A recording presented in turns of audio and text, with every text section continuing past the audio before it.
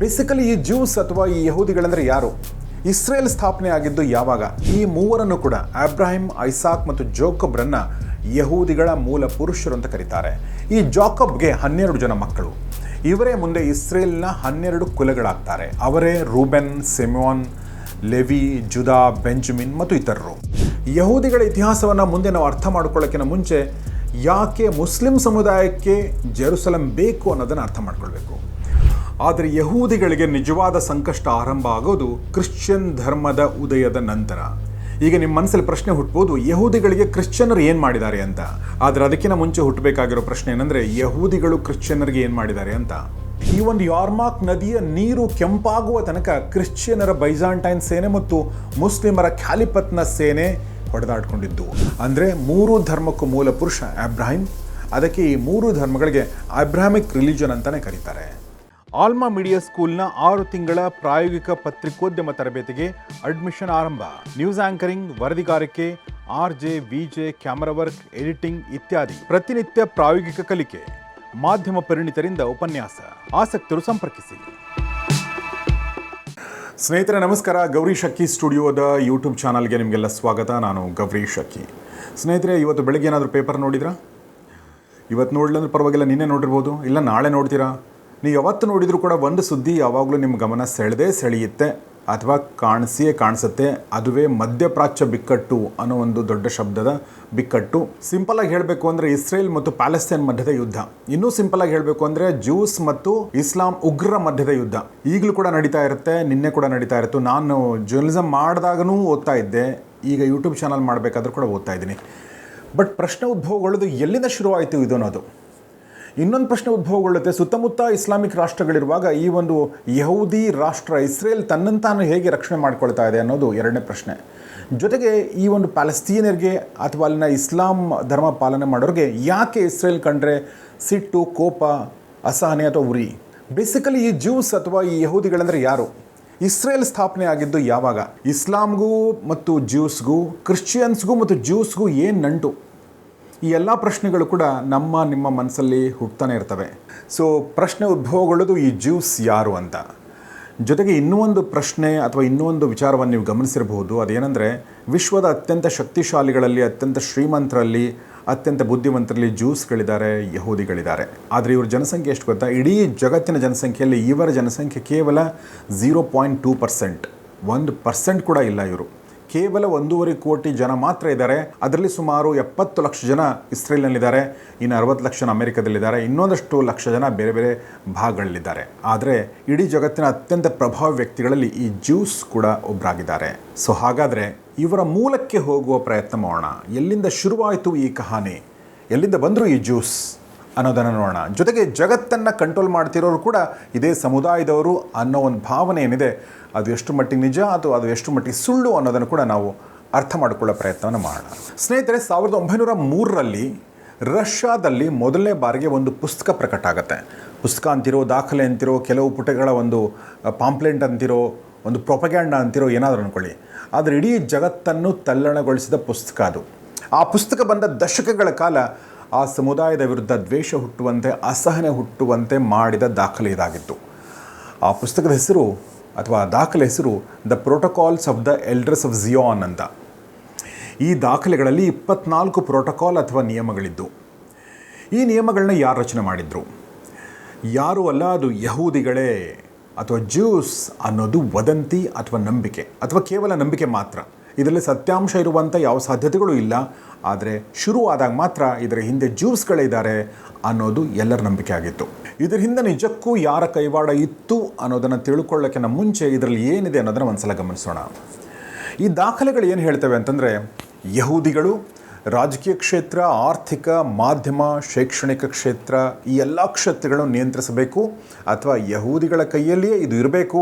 ಅದು ಇರಬೇಕಾದ್ರೆ, ಹಾಗಾಗಬೇಕಾದ್ರೆ ಏನು ಮಾಡಬೇಕು ಅನ್ನೋ ಕಾರ್ಯತಂತ್ರವನ್ನು ಈ ಒಂದು ಪತ್ರಿಕೆಯಲ್ಲಿ ಅಥವಾ ಈ ಒಂದು ಪುಸ್ತಕದಲ್ಲಿ ಪ್ರಕಟಣೆ ಮಾಡಲಾಗಿತ್ತು. ಹೀಗೆ ಯಹೂದಿಯ ಸುಪ್ರಿಮಸಿಯನ್ನು, ಯಹೂದಿಗಳು ಶ್ರೇಷ್ಠರು ಮತ್ತು ಯಹೂದಿಗಳ ಜಗತ್ತನ್ನು ಆಳಬೇಕು ಅನ್ನುವಂಥ ಧಾಟಿಯಲ್ಲಿ ಬರೆದಿದ್ದ ಈ ಒಂದು ಪ್ರೊಪಗ್ಯಾಂಡದ ಪುಸ್ತಕವನ್ನು ಬರೆದದ್ದು ಯಾರು? ಹಾಗಾದರೆ ಒಂದು ಥೇರಿಯ ಪ್ರಕಾರ ರಷ್ಯಾದ ಗುಪ್ತ ಪೊಲೀಸ್ ಪಡೆ ಇದನ್ನು ಬರೆದಿತ್ತು. ಎರಡನೇದಾಗಿ 1921ರಲ್ಲಿ ಲಂಡನ್ ಟೈಮ್ಸ್ ಪತ್ರಿಕೆಯಲ್ಲಿ ಒಂದು ವರದಿ ಪ್ರಕಟ ಆಗಿ ಈ ವಾದವನ್ನು, ಅಂದರೆ ಈ ಒಂದು ಸುಪ್ರಿಮಸಿಯ ವಾದವನ್ನು ಸಂಪೂರ್ಣ ಕಾಲ್ಪನಿಕ ಅನ್ನೋ ಮಾತನ್ನು ಹೇಳಿತ್ತು. ಅಂದರೆ ಇದು ಯಹೂದಿಗಳು ಬರೆದದ್ದಲ್ಲ, ಯಹೂದಿಗಳ ಹೆಸರಲ್ಲಿ ಬೇರೆಯವರು ಬರೆದದ್ದು ಅನ್ನೋ ಮಾತನ್ನು ಕೂಡ ಹೇಳಿತ್ತು. ಸೊ ಈಗ ಹುಟ್ಟುವಂಥ ಪ್ರಶ್ನೆ, ಯಹೂದಿಗಳು ನಿಜಕ್ಕೂ ಅಷ್ಟೊಂದು ಪ್ರಭಾವಶಾಲಿಗಳೇ? ವಿಶ್ವದ ಎಲ್ಲ ಆಗುಹೋಗುಗಳಲ್ಲಿ ಯಹೂದಿಗಳ ಹಸ್ತಕ್ಷೇಪ ಇರುತ್ತಾ? ಇದನ್ನು ನಾವು ಅರ್ಥ ಮಾಡ್ಕೊಳ್ಬೇಕು ಅಂತಂದರೆ, ಅಥವಾ ಇಸ್ರೇಲ್ ಮತ್ತು ಪ್ಯಾಲೆಸ್ತೀನ್ ಕ್ರೈಸಿಸ್ನ ಅರ್ಥ ಮಾಡ್ಕೊಳ್ಬೇಕು ಅಂತಂದರೆ, ಇವತ್ತಿನ ಜಿಯೋ ಪಾಲಿಟಿಕ್ಸ್ನ ಅರ್ಥ ಮಾಡ್ಕೊಳ್ಬೇಕಂದ್ರೆ ಸ್ವಲ್ಪ ಇತಿಹಾಸಕ್ಕೆ ಹೋಗಬೇಕಾಗತ್ತೆ. ಸ್ವಲ್ಪ ಅಲ್ಲ, ತುಂಬ ಹಿಂದೆ ಹೋಗಬೇಕಾಗತ್ತೆ. ಯಹೂದಿಗಳು ಯಾರು ಅಂತ ನೋಡಬೇಕಾಗತ್ತೆ. ಬನ್ನಿ ಒಂದು ಸಲ ನೋಡೋಣ. ಸ್ನೇಹಿತರೆ, ಇತಿಹಾಸಕ್ಕೆ ಹೋಗೋಕ್ಕಿಂತ ಮುಂಚೆ ಇವತ್ತಿನ ಅತ್ಯಂತ ಪ್ರಭಾವಿ ಉದ್ಯಮಿಗಳಲ್ಲಿ ಯಹೂದಿಗಳು ಯಾರೆಲ್ಲ ಇದ್ದಾರೆ ಅಂತ ಗಮನಿಸಿದರೆ, ಸುಮ್ಮನೆ ನಿಮಗೊಂದು ಉದಾಹರಣೆ ಕೊಡ್ತೀನಿ. ChatGPT ಮೂಲಕ ನಮಗೆ ಪರಿಚಯ ಆಗಿರುವಂಥ OpenAI ಸಂಸ್ಥೆಯ ಸಂಸ್ಥಾಪಕ ಸ್ಯಾಮ್ ಆಲ್ಟ್ಮನ್ ಇರ್ಬೋದು, ಫೇಸ್ಬುಕ್ ಮತ್ತು ಇನ್ಸ್ಟಾಗ್ರಾಮ್ನ ಸಂಸ್ಥಾಪಕ ಮಾರ್ಕ್ ಜುಕರ್ಬರ್ಗ್ ಇರ್ಬೋದು, ಭಾರತ ವಿರೋಧಿ ಧೋರಣೆಗೆ ಹೆಸರುವಾಸಿಯಾಗಿರುವ ಅತ್ಯಂತ ಪ್ರಭಾವಿ ಉದ್ಯಮಿ ಜಾರ್ಜ್ ಸೋರೋಸ್ ಇರ್ಬೋದು, ಅಮೆರಿಕದ ಸೆಕ್ರೆಟರಿ ಆಫ್ ಟ್ರೆಜರಿ ಝೆನೆಟ್ ಎಲೆನ್ ಇರ್ಬೋದು, ವಿಶ್ವದ ಅತ್ಯಂತ ದೊಡ್ಡ ಷೇರು ಮಾರುಕಟ್ಟೆ ಅಮೆರಿಕದ ನಾಸ್ಡಾಕ್ನ ಅಧ್ಯಕ್ಷೆ ಅಡೆನಾ ಫ್ರೈಡ್ಮನ್ ಇರ್ಬೋದು, ಎಲ್ಲರೂ ಕೂಡ ಜ್ಯೂಸ್ ಅಥವಾ ಯಹೂದಿಗಳು. ನಾನು ಹೇಳಿದ್ದು ಕೆಲವು ಹೆಸರುಗಳು ಮಾತ್ರ. ಇಂಥ ನೂರಾರು ಪ್ರಭಾವಿ ಜ್ಯೂಸ್ಗಳು ಜಗತ್ತಿನಾದ್ಯಂತ ಇವತ್ತು ಕೂಡ ಸಿಗ್ತಾರೆ. ಈ ಥರ ಪ್ರಭಾವಿಗಳು, ಬುದ್ಧಿವಂತರು, ಶಕ್ತಿಶಾಲಿಗಳು, ಶ್ರೀಮಂತರು ಆಗಿರುವಂಥ ಈ ಜ್ಯೂಗಳ ಮೂಲ ಏನು? ವಿಶ್ವದ ಇತಿಹಾಸದಲ್ಲಿ ಇವರಿಗೆ ಯಾಕೆ ಇಷ್ಟೊಂದು ಪ್ರಾಮುಖ್ಯತೆ? ಬನ್ನಿ ಒಂದ್ಸಲ ನೋಡೋಣ. ಸ್ನೇಹಿತರೆ, ಜಗತ್ತಿನ ಅತ್ಯಂತ ಚಿಕ್ಕ ಧರ್ಮಗಳಲ್ಲಿ ಒಂದು ಜುಡಾಯಿಸಮ್. ಆದರೆ ಜುಡಾಯಿಸಮ್ ಅನ್ನುವಂಥ ಈ ಧರ್ಮ ಕಳೆದ 2000 ವರ್ಷಗಳಿಂದ ಅಥವಾ ಅದಕ್ಕಿಂತ ಮುಂಚೆಯಿಂದ ಸುದ್ದಿಯಲ್ಲಿದೆ.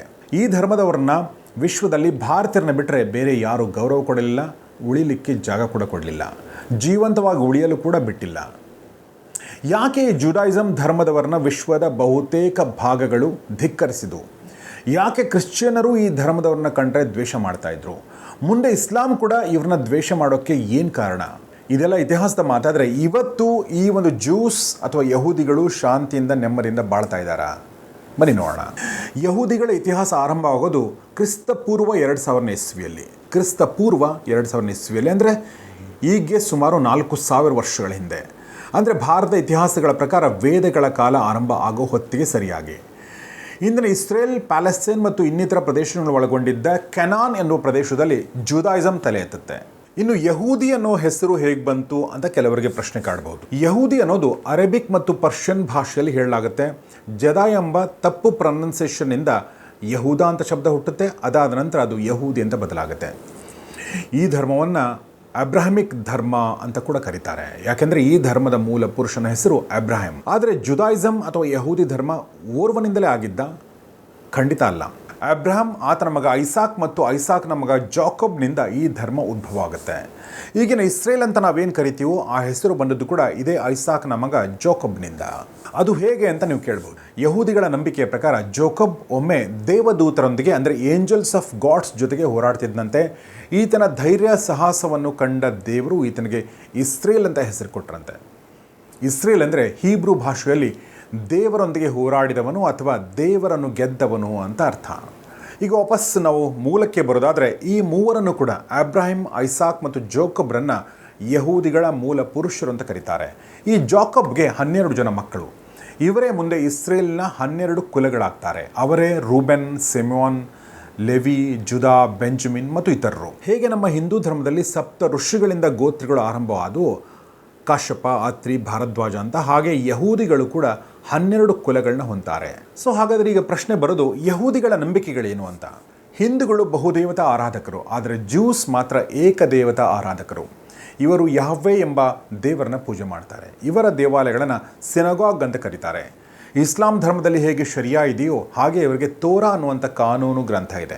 ಇವರ ಧರ್ಮ ಗ್ರಂಥ ತನಾಖ್ಗೆ ಹೀಬ್ರೂ ಬೈಬಲ್ ಅಂತ ಕೂಡ ಕರೀತಾರೆ. ಹೇಗೆ ಹಿಂದೂಗಳು ಕಲಿಯುಗದ ಅವತಾರದಲ್ಲಿ ಕಲ್ಕಿ ಅವತಾರ ಆಗ್ತಾನೆ, ಆತ ಅಧರ್ಮವನ್ನು ಅಳಿಸಿ ಮತ್ತೆ ಸತ್ಯಯುಗವನ್ನು ಸೃಷ್ಟಿ ಮಾಡ್ತಾನೆ ಅಂತ ನಂಬ್ತಾರೋ, ಹಾಗೆ ಯಹೂದಿಗಳು ತಮ್ಮನ್ನು ಮುಕ್ತಗೊಳಿಸಲು ದೇವರಿಂದ ಆಯ್ಕೆಯಾದ ಒಬ್ಬ ಮೆಸ್ಸಿಹ ಬರ್ತಾನೆ ಮತ್ತು ದೇವರ ರಾಜ್ಯವನ್ನು ಸೃಷ್ಟಿ ಮಾಡ್ತಾನೆ ಅಂತ ಬಲವಾಗಿ ನಂಬ್ತಾರೆ.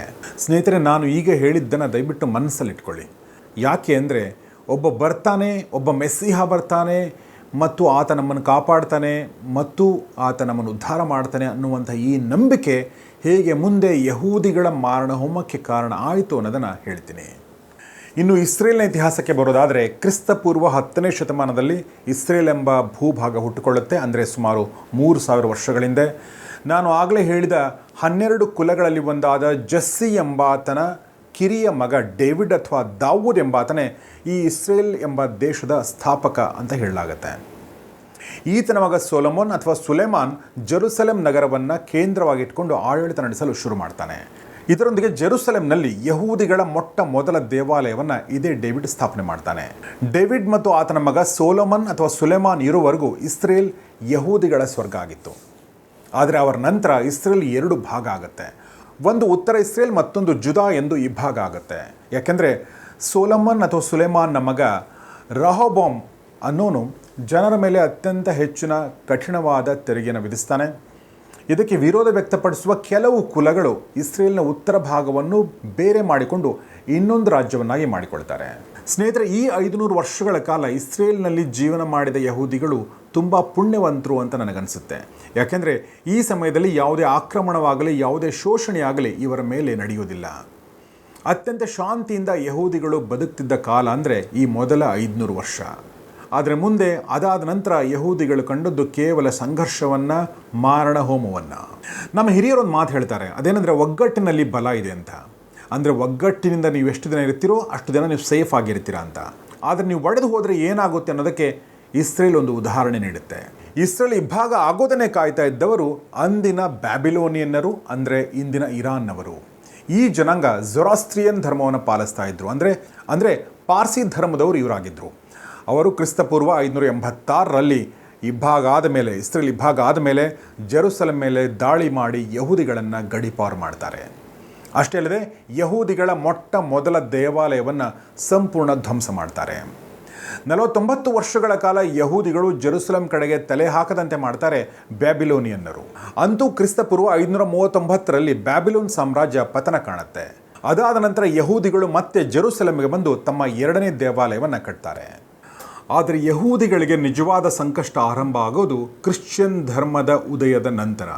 ಈಗ ನಿಮ್ಮ ಮನಸ್ಸಲ್ಲಿ ಪ್ರಶ್ನೆ ಹುಟ್ಟಬಹುದು, ಯಹೂದಿಗಳಿಗೆ ಕ್ರಿಶ್ಚಿಯನ್ನರು ಏನು ಮಾಡಿದ್ದಾರೆ ಅಂತ. ಆದರೆ ಅದಕ್ಕಿಂತ ಮುಂಚೆ ಹುಟ್ಟಬೇಕಾಗಿರೋ ಪ್ರಶ್ನೆ ಏನಂದರೆ, ಯಹೂದಿಗಳು ಕ್ರಿಶ್ಚಿಯನ್ನರಿಗೆ ಏನು ಮಾಡಿದ್ದಾರೆ ಅಂತ. ನಿಮಗೆ ನಾನು ಮುಂಚೆ ಹೇಳಿದ್ದೆ, ಯಹೂದಿಗಳಿಗೆ ಎಲ್ಲರನ್ನೂ ರಕ್ಷಣೆ ಮಾಡುವ ಒಬ್ಬ ಮೆಸ್ಸಿಹ ಬರ್ತಾನೆ ಅನ್ನೋ ನಂಬಿಕೆ ಇದೆ ಅಂತ. ಅದನ್ನು ನೆನ್ಪಿಟ್ಕೊಳ್ಳಿ ಅಂತ ಹೇಳಿದ್ದೆ. ಯಾಕೆ ಅಂದರೆ ಈಗ ಹೇಳ್ತೀನಿ ಕೇಳಿ. ಕ್ರಿಸ್ತ ಶಕ 1ನೇ ಶತಮಾನದಲ್ಲಿ, ಅಂದರೆ 2000 ವರ್ಷಗಳಿಂದ ಇದೇ ಯಹೂದಿ ಧರ್ಮದಲ್ಲಿ ಯೇಸು ಕ್ರಿಸ್ತ ಜನಿಸ್ತಾನೆ. ಯಹೂದಿಗಳ ಮೊದಲ ರಾಜ ಡೇವಿಡ್ ಅವರ ವಂಶಸ್ಥನೇ ಯೇಸು ಕ್ರಿಸ್ತ ಅಂತ ಕೆಲವರು ನಂಬ್ತಾರೆ.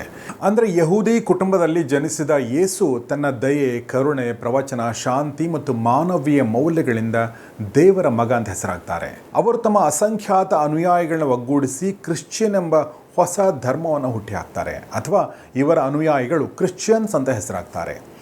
ದೈವಿಕ ಪ್ರಭಾವಕ್ಕೆ ಒಳಗಾದ ಅನೇಕರು, ಅದರಲ್ಲೂ ಹಲವು ಯಹೂದಿಗಳು ಕೂಡ ಕ್ರಿಶ್ಚಿಯನ್ ಧರ್ಮವನ್ನು ತಮ್ಮದಾಗಿಸಿಕೊಳ್ತಾರೆ. ಆದರೆ ಮೂಲಭೂತವಾದಿ ನಂಬಿಕೆ ಹೊಂದಿದ್ದ ಅಥವಾ ತಮ್ಮ ಧರ್ಮದ ಬಗ್ಗೆ ಅಚಲ ನಂಬಿಕೆ ಹೊಂದಿದ್ದ ಯಹೂದಿಗಳಿಗೆ ಯೇಸು ಕ್ರಿಸ್ತ ಕೇವಲ ಒಬ್ಬ ಪ್ರವಚನಕಾರ ಮಾತ್ರ ಆಗಿದ್ದ. ಈತನನ್ನು ಅವರು ಯಾವುದೇ ಕಾರಣಕ್ಕೂ ತಮ್ಮ ಮೆಸ್ಸಿಹ ಅಂತ ಒಪ್ಕೊಳ್ಳೋದಿಲ್ಲ. ತಮ್ಮ ಮೆಸ್ಸಿಹ ಅಥವಾ ತಮ್ಮನ್ನು ರಕ್ಷಣೆ ಮಾಡುವಂಥ ವ್ಯಕ್ತಿ ಇನ್ನೂ ಭೂಮಿಗೆ ಬಂದಿಲ್ಲ ಅಂತ ಯಹೂದಿಗಳು ನಂಬಿದ್ರು. ಇದಾದ ನಂತರ ಕ್ರಿಶ್ಚಿಯನ್ ಧರ್ಮದ ಪ್ರಭಾವಕ್ಕೆ ಸಿಲುಕಿ, ಕ್ರಿಶ್ಚಿಯನ್ ಮಿಷನರಿಗಳ ಪ್ರಭಾವಕ್ಕೆ ಸಿಲುಕಿ ಯಹೂದಿಗಳ ಸಂಖ್ಯೆ ಕಾಲಕ್ರಮೇಣ ಕಡಿಮೆ ಆಗ್ತಾ ಬಂತು. ಇದು ಕಟ್ಟರ್ ಯಹೂದಿಗಳಿಗೆ ಯೇಸು ಕ್ರಿಸ್ತನ ಮೇಲೆ ದ್ವೇಷ ಹುಟ್ಟಲು ಕಾರಣವಾಯಿತು. ಈ ಮನಸ್ತಾಪ ಮುಂದುವರಿತಾ ಹೋಯಿತು. ಈ ಸಂದರ್ಭದಲ್ಲಿ ಜೆರುಸಲೆಂ ರೋಮನ್ ಸಾಮ್ರಾಜ್ಯದ ಅಡಿಯಲ್ಲಿಯೇ ಇತ್ತು. ಕ್ರಿಶ್ಚಿಯನ್ ಧರ್ಮದ ವ್ಯಾಪ್ತಿಯು ವಿಸ್ತರಿಸ್ತಾ ಇದ್ದದ್ದು ರೋಮನ್ನರಿಗೂ ಕೂಡ ತಲೆನೋವಾಗಿತ್ತು. ಯಾಕೆಂದರೆ ಪ್ರಾಚೀನ ರೋಮನರು ಬಹುದೇವತಾ ಆರಾಧಕರು. ಆದರೆ ಕ್ರಿಶ್ಚಿಯನ್ ನಂಬಿಕೆಗಳು ರೋಮ್ನ ಧಾರ್ಮಿಕ ನಂಬಿಕೆಗಳಿಗೆ ವಿರುದ್ಧವಾಗಿದ್ದವು. ಇದಕ್ಕೆ ಮೂಲ ಕಾರಣವೇ ಯೇಸು ಕ್ರಿಸ್ತ ಎಂದು ಅಂದಿನ ರೋಮ್ನ ಗವರ್ನರ್ ಆಗಿದ್ದ ಪೋಂಟಿಯಸ್ ಪಿಲಾತ ಯೇಸುವನ್ನು ಶಿಲುಬೆಗೆ ಏರಿಸಲು ಆದೇಶ ಹೊರಡಿಸ್ತಾನೆ. ಇದಕ್ಕೆ ಬೆಂಬಲ ನೀಡೋರು ಯಹೂದಿಗಳು. ಪ್ರಾಯಶಃ ಅದು ಯಹೂದಿಗಳು ಅಂದು ತೆಗೆದುಕೊಂಡ ಅತ್ಯಂತ ದೊಡ್ಡ ತಪ್ಪು ನಿರ್ಧಾರ. ಈ ನಿರ್ಧಾರದ ಪರಿಣಾಮಗಳನ್ನು ತೋರಿಸಲು ಮುಂದಿನ 2000 ವರ್ಷಗಳು ಯಹೂದಿಗಳಿಗಾಗಿ ಕಾಯ್ತಾ ಇದ್ದವು. ಹಾಗಾದರೆ ಯೇಸು ಕ್ರಿಸ್ತನನ್ನು ಶಿಲುಬೆಗೆ ಏರಿಸಲು ಬೆಂಬಲ ನೀಡಿದ್ದು ಯಹೂದಿಗಳ ಕಿರುಕುಳಕ್ಕೆ ಹೇಗೆ ದಾರಿ ಮಾಡಿಕೊಡ್ತು, ಬನ್ನಿ ನೋಡೋಣ. ಇನ್ನು ಕ್ರಿಸ್ತ ಶಕ 3ನೇ ಶತಮಾನದಲ್ಲಿ ಯೇಸು ಕ್ರಿಸ್ತ ಅವರನ್ನ ಶಿಲುಬೆಗೆ ಏರಿಸಿದ ನಂತರ ಕ್ರಿಶ್ಚಿಯನ್ ಧರ್ಮ ಅಳಿಸಿ ಹೋಗುತ್ತೆ ಅಂತ ಅಂದ್ಕೊಂಡಿದ್ದ ಯಹೂದಿಗಳಿಗೆ ಶಾಕ್ ಆಗುತ್ತೆ. ಯಾಕೆಂದರೆ ಯೇಸು ಕ್ರಿಸ್ತರ ನಂತರ ಕೂಡ ಕ್ರಿಶ್ಚಿಯನ್ ಧರ್ಮ ಇನ್ನಷ್ಟು ವೇಗವಾಗಿ ರೋಮನ್ ಸಾಮ್ರಾಜ್ಯವನ್ನು ತುಂಬಿಕೊಳ್ಳುತ್ತೆ. ಇದೇ ಸಮಯದಲ್ಲಿ ಯಹೂದಿಗಳು ರೋಮನ್ ಸಾಮ್ರಾಜ್ಯದೊಂದಿಗೆ ಕೂಡ ಕಿರಿಕ್ ಮಾಡಿಕೊಳ್ತಾರೆ. ಇದಕ್ಕೆ ಪ್ರತಿಯಾಗಿ ಕ್ರಿಸ್ತ ಶಕ 70ರಲ್ಲಿ ರೋಮನ್ನರು ಯಹೂದಿಗಳ 2ನೇ ದೇವಾಲಯವನ್ನು ಜೆರುಸಲೆಂನಲ್ಲಿ ಧ್ವಂಸ ಮಾಡಿ ಹಾಕ್ತಾರೆ. ಈ ಸಂದರ್ಭದಲ್ಲಿ ರೋಮನ್ನರ ದಾಳಿಗೆ ಹೆದರಿ ಯಹೂದಿಗಳು ಚದರಿ ಹೋಗ್ತಾರೆ. ಯುರೋಪ್, ಏಷ್ಯಾ ಮತ್ತು ಆಫ್ರಿಕಾದ ವಿವಿಧ ಭಾಗಗಳಲ್ಲಿ ನೆಲೆಸ್ತಾರೆ. ನೀವು ಮಾಧ್ಯಮಗಳಲ್ಲಿ ಅಮೆರಿಕದಲ್ಲಿ ನೆಲೆಸಿರುವ ಇಂಡಿಯನ್ ಡಯಾಸ್ಪೋರಾ, ಚೈನೀಸ್ ಡಯಾಸ್ಪೋರಾ, ಮುಸ್ಲಿಂ ಡಯಾಸ್ಪೋರಾ ಅಂತ ಶಬ್ದಗಳನ್ನ ಕೇಳಿರ್ಬೋದು. ಆದರೆ ಈ ಡಯಾಸ್ಪೋರಾ ಶಬ್ದ ಹುಟ್ಟಿದ್ದು ಯಾವಾಗ ಗೊತ್ತಾ? ಅದು ಹುಟ್ಟಿಕೊಂಡಿದ್ದೇ ಈ ಸಂದರ್ಭದಲ್ಲಿ. ಅಂದರೆ ರೋಮನ್ನರ ದಾಳಿಗೆ ತಾಯ್ನಾಡನ್ನು ಬಿಟ್ಟು ಚದುರಿ ಹೋಗಿ ಜಗತ್ತಿನ ವಿವಿಧ ಭಾಗಗಳಲ್ಲಿ ಯಹೂದಿಗಳು ನೆಲೆಸುವುದನ್ನೇ ಡಯಾಸ್ಪೋರಾ ಅಂತ ಕರೀತಾ ಇದ್ರು.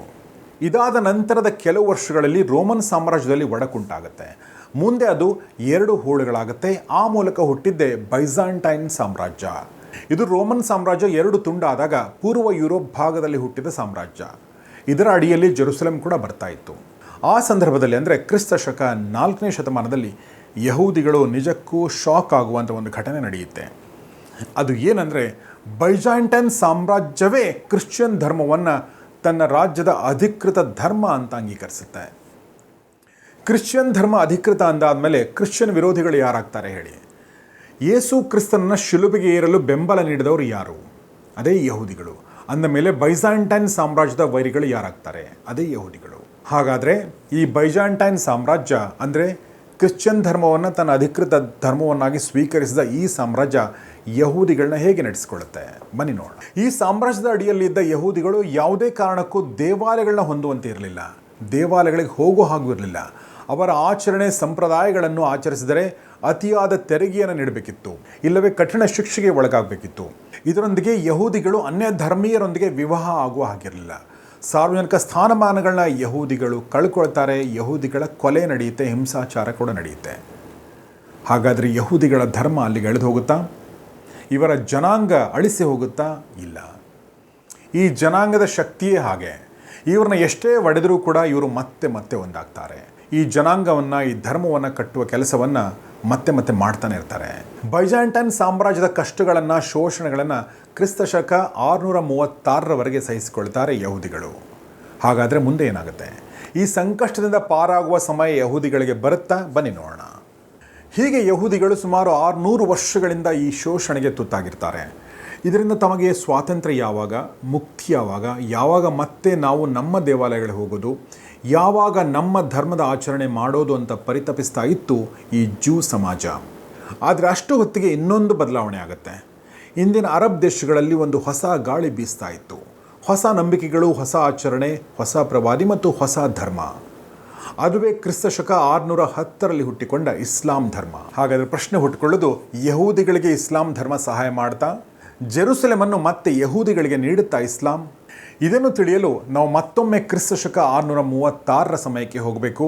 ಆ ಒಂದು ಯುದ್ಧಕ್ಕೆ ಹೋಗಬೇಕು. ಆ ಯುದ್ಧ ನಡೆದದ್ದು ಮಧ್ಯಪ್ರಾಚ್ಯದಲ್ಲಿ ಹರಿಯುವ ಯಾರ್ಮಾಕ್ ನದಿಯ ದಡದ ಮೇಲೆ. ಅದರ ಹೆಸರು ಬ್ಯಾಟಲ್ ಆಫ್ ಯಾರ್ಮಾಕ್ ಅಂತ.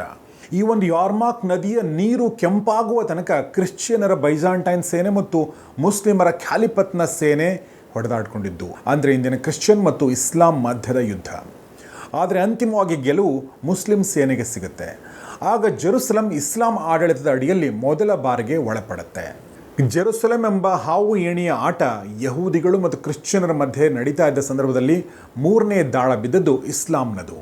ಯಹೂದಿಗಳ ಇತಿಹಾಸವನ್ನು ಮುಂದೆ ನಾವು ಅರ್ಥ ಮಾಡ್ಕೊಳ್ಳೋಕ್ಕಿಂತ ಮುಂಚೆ ಯಾಕೆ ಮುಸ್ಲಿಂ ಸಮುದಾಯಕ್ಕೆ ಜೆರುಸಲೆಂ ಬೇಕು ಅನ್ನೋದನ್ನು ಅರ್ಥ ಮಾಡ್ಕೊಳ್ಬೇಕು. ಈ ವಿಷಯ ಗೊತ್ತಾಗದೇ ಇದ್ದರೆ ಈಗ ಪ್ರಸ್ತುತ ನಡೀತಿರುವ ಜಿಯೋ ಪಾಲಿಟಿಕ್ಸ್ ನಮಗೆ ಅರ್ಥ ಆಗಲ್ಲ.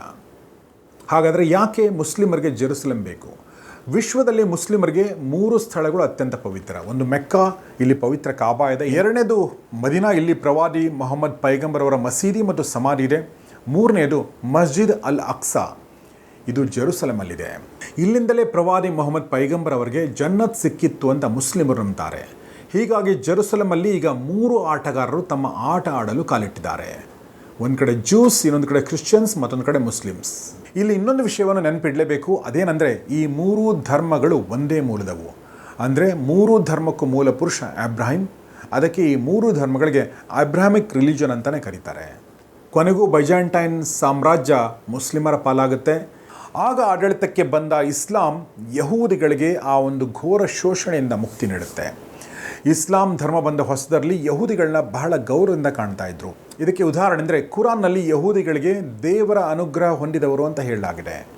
ಒಟ್ಟಿನಲ್ಲಿ ಇಸ್ಲಾಂ ಜೆರುಸಲೆಂಗೆ ಬಂದ ಕೆಲವು ವರ್ಷಗಳು ಯಹೂದಿಗಳು ಸಮಾಧಾನದಿಂದ ನೆಮ್ಮದಿಯಿಂದ ಇದ್ದರು. ಆದರೆ ಮುಂದೇನಾಯಿತು? ಯಾಕೆ ಈಗ ಯಹೂದಿಗಳ ಮೇಲೆ ಮುಸ್ಲಿಮರು ದ್ವೇಷ ಕಟ್ಕೊಂಡಿದ್ದಾರೆ? ಯಾಕೆ ಈಗ ಯಹೂದಿಗಳಂದರೆ ಮುಸ್ಲಿಮರು ದ್ವೇಷ ಕಾರ್ತಾರೆ? ಯಾಕೆ ಈ ಯುದ್ಧ ನಡೀತಾ ಇದೆ? ಇದಕ್ಕೆ ಕೊನೆ ಯಾವಾಗ? ಈ ಎಲ್ಲ ಪ್ರಶ್ನೆಗಳಿಗೆ ಉತ್ತರ ಹುಡುಕುವಂಥ ಪ್ರಯತ್ನವನ್ನು ಮಾಡೋಣ ಮುಂದಿನ ಭಾಗದಲ್ಲಿ. ಸ್ನೇಹಿತರೆ, ಈ ಒಂದು ಎಪಿಸೋಡ್ ಬಗ್ಗೆ ನಿಮಗೆ ಏನು ಅನ್ನಿಸ್ತು ಅನ್ನೋದು ದಯವಿಟ್ಟು ಕಮೆಂಟ್ ಬಾಕ್ಸಲ್ಲಿ ತಿಳಿಸಿ.